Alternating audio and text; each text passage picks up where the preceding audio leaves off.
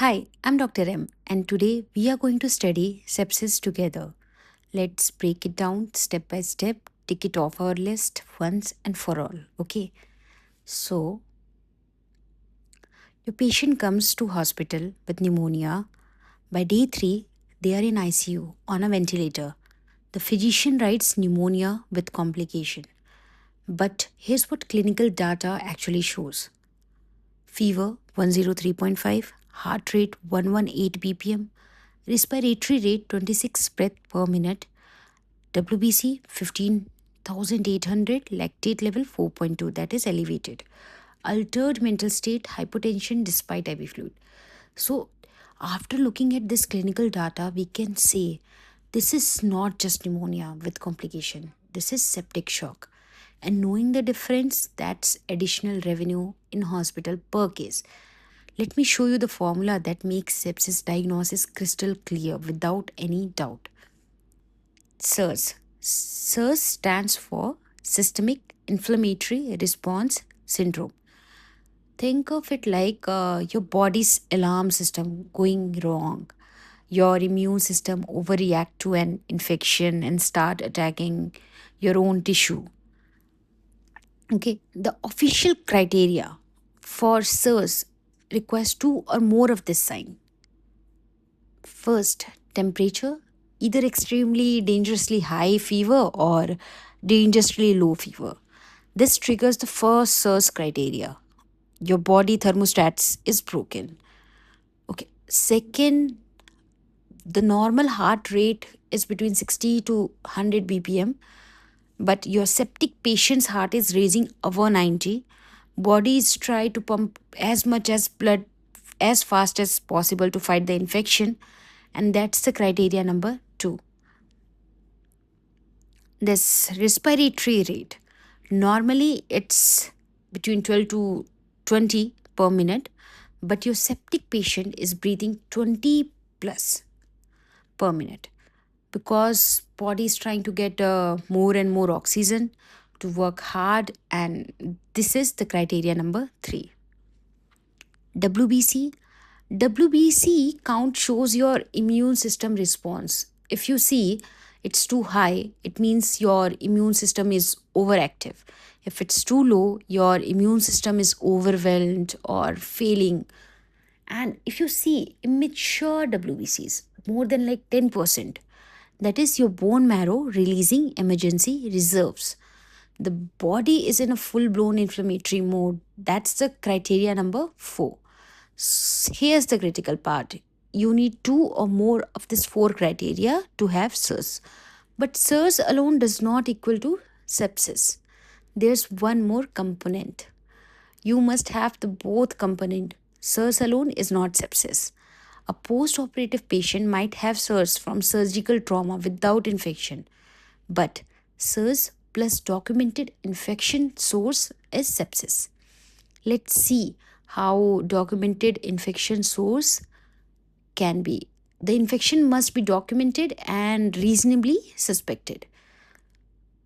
Look at our patient, fever is high, heart rate high, yes, and respiratory rate more than 20, yes, WBC abnormal, yes, documented infection, yes, because patient was positive for pneumonia sputum culture. Okay, so SIRS present, all 4 criteria plus infection present.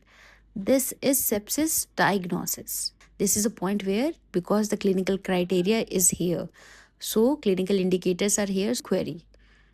Okay, so if patient shows organ dysfunction along with sepsis, this gets very, very serious. If septic patient shows sign that one or more organ are starting to fail, you escalate to severe sepsis. Okay, so what count as organ dysfunction? If in hospitalization, day 4, lactate is elevated, patient is confused and disoriented, respiratory distress or supplemental oxygen is given, that is a sign of acute respiratory distress. BP is now borderline hypotensive. Then patient has sepsis plus multiple organ dysfunction. This is severe sepsis. This is worse than sepsis alone. Here the patient's organ are starting to fail. Okay. Next, if it progress, it can be septic shock. Septic shock is the most severe sepsis presentation. Uh, a It's defined as a patient with sepsis who require medications like vasopressors to maintain their blood pressure despite adequate fluid resuscitation. So why do patient need like medication vasopressor in septic shock?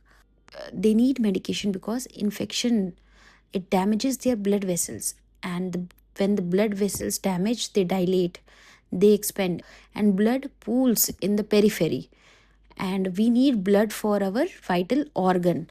So the medications like vasopressin, dopamine, norepinephrine, they are needed to squeeze the blood vessel and maintain organ perfusion. Okay. So as we seen, this is the progression ladder from SIRS. It's just an inflammatory response, but if its infection is also present, then the SIRS plus infection become sepsis. And if sepsis, along with sepsis, there is organ dysfunction, that is severe sepsis. But if it's sepsis, there is organ dysfunction also, and the medication like vasopressor is also used, that is septic shock.